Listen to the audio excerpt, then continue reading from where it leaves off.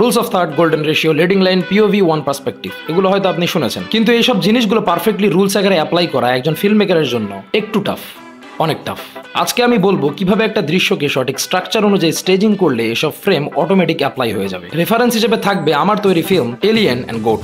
কিন্তু অনেক ধন সম্পদ আছে রে, দানব মুখ কোষে তোকে যদি কোনো কিছু লাগে তুই মরতে আপনাকে চাস। স্বাগতম জানাচ্ছি সিনেমা থটস এর এপিসোড 1 এ। এই দৃশ্যে লক্ষ্য করুন, হালিম দাঁড়িয়ে আছে, হালিমের সামনে একজন দাঁড়িয়ে তার সাথে কথা বলছে। এখানে মোট মানুষ 4 জন। 4 জন মানুষ থাকার ফলে এখানে 2 জন 2 জন করে আমরা 2 প্লেনে স্টেজিং করি। 2 প্লেনে শিফট করার কারণে এখানে রুলস অফ থার্ড অ্যাপ্লাই হলো, লিডিং লাইন তৈরি হলো। এবং এই দৃশ্যে যখন পিছনের চাচারা কথা বলবে তখন আমার কাছে অপশন থাকে তাদের ক্লোজ শট, 2 শট নেয়া, কিন্তু এখানে আমি বিকল্প করলাম। একই ফ্রেমে যখন চাচারা কথা বললো তখন তাদের উপর ফোকাস শিফট করলাম এবং হয়ে গেল ফ্রেম উইদিন ফ্রেম। শুধুমাত্র একটা সিম্পল স্টেজিং করার কারণে আমরা একই ফ্রেমে rules of third, leading line, frame within ফ্রেমের মতো কম্পোজিশন অ্যাচিভ করলাম। এই দৃশ্যে 2 জন কথা বলছে। এখন আমি চাইলে এর পিছনে 2 প্লেন্সের জন্য আরেকজনকে বসাতে পারতাম, কিন্তু তার মোটিভ কি? তাদের চগলখুরি শোনা, তাই তো? তাই এখানে একটা গাছ প্লেস করেছি, কারণ গ্রামের মানুষের বেশিরভাগের স্বভাব কেউ যদি কোনো গাছের সামনে গিয়েও কোনো কথা বলে সেটাও সবাইকে বলে বেড়ায়। এখানে গাছও একটা সাবজেক্ট। জরুরি নয় যে সব ফ্রেমে আপনি একই রুলস অ্যাপ্লাই করবেন। যেমন এই দৃশ্যে হালিম দৌড়াচ্ছে, এখানে কোনো ফ্রেম নেই, ফ্রেম থাকলেও ফ্রেম ক্রস হয়ে বের হয়ে যাচ্ছে, কারণ এই দৃশ্যে ফ্রেমের থেকে হালিম কি করতেছে সেইটা দেখানোর আমরা চেষ্টা করতেছি।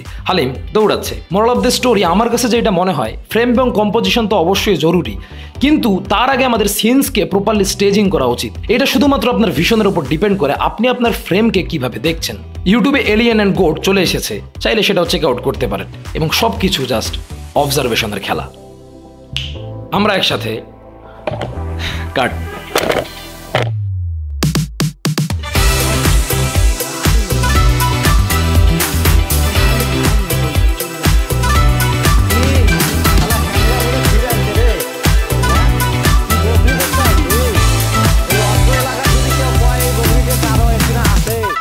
এই কানের জায়গা থাকবে না রে, কুত্তার মুকুট থাকবে রে।